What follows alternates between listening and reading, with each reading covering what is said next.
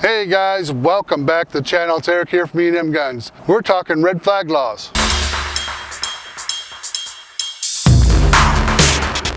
So President Biden did an executive order putting in a National Protection Act, basically a new red flag center. Red flag laws are designed to give law enforcement, family members, ex-spouses, ex-girlfriends, even some states have doctors, and allows them to petition the court to take away firearms temporarily. And in that process of taking away your firearm temporarily, you'll have to go back for a hearing, and of course the judge will determine at that hearing if it's going to be a longer stint or permanent. One of the things that bugs me about red flag laws is if you can't afford a good attorney, and the attorney that I think I would use would be a PPO attorney, an attorney that's used to fighting those type of cases. More than likely a divorce lawyer is in essence what it is. The cost of a good lawyer can run $400 to $700 to $1,000 an hour. So, you know, you spend all the money on guns. I mean, I haven't spent a ton of money on guns, but I have a good fair amount tied up in guns.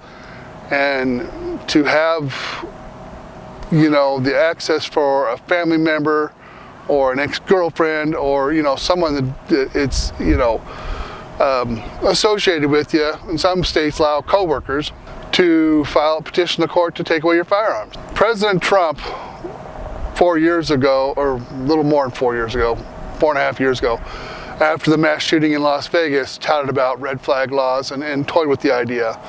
President Biden's actually signed an executive order actually implementing red flag laws. A center headed by Kamala Harris in the Department of Justice. Got a visitor. Several states have, it was like 19 or 21 states have red flag laws. Most of the red flag laws are in your Democratic states, exception of Florida. Florida passed a red flag law after the Sandy Hook in 2018. I'll put a graph up that'll show you mass shootings from 1982 to 2022. I think it's 2023. Anyways, I'll show you, and most of these states have red flag laws except for Texas. Red flag laws is just another way for gun control advocates to seize your firearms and take away or add to the disarmament.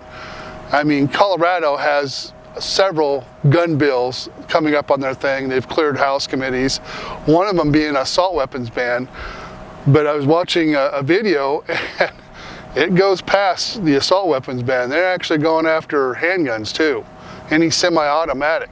So they're kind of distracting people with the assault weapons ban and then sneaking little bills over here for banning semi-automatic handguns.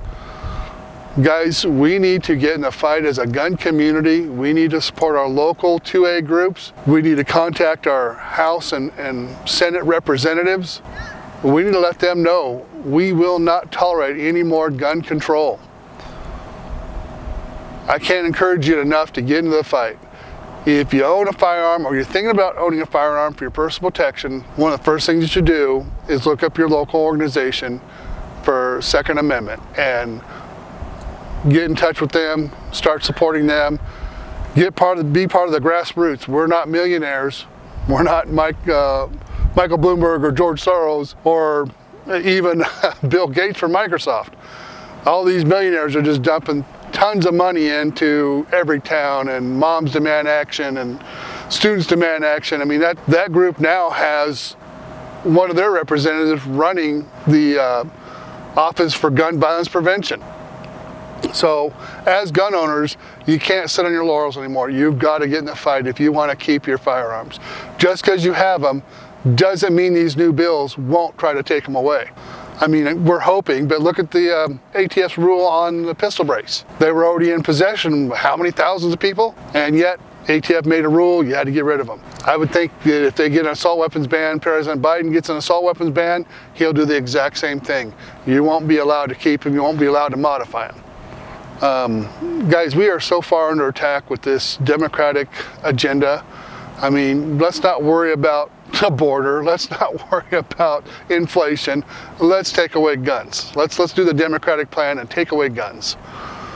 Guys, get into the fight. I can't urge you enough. It is important that red flag laws do not become a normal thing. There's 20-some states, 21 states, something like that. The evidence is clear. It does not work in stopping mass shootings. It has shown it does help with suicides, and if that's what that bill was totally focused on, was suicide prevention, I think I could get behind it.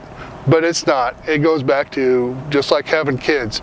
You give them an inch, and they'll take a mile. Same thing with our government. We give them a little bit, they'll take a mile. If you want any proof to that, bipartisan support for the Safer Community Act is a great example. Guys, thanks for watching. Appreciate your time. I hope you get a little information out of this. As usual, we love you. Peace out.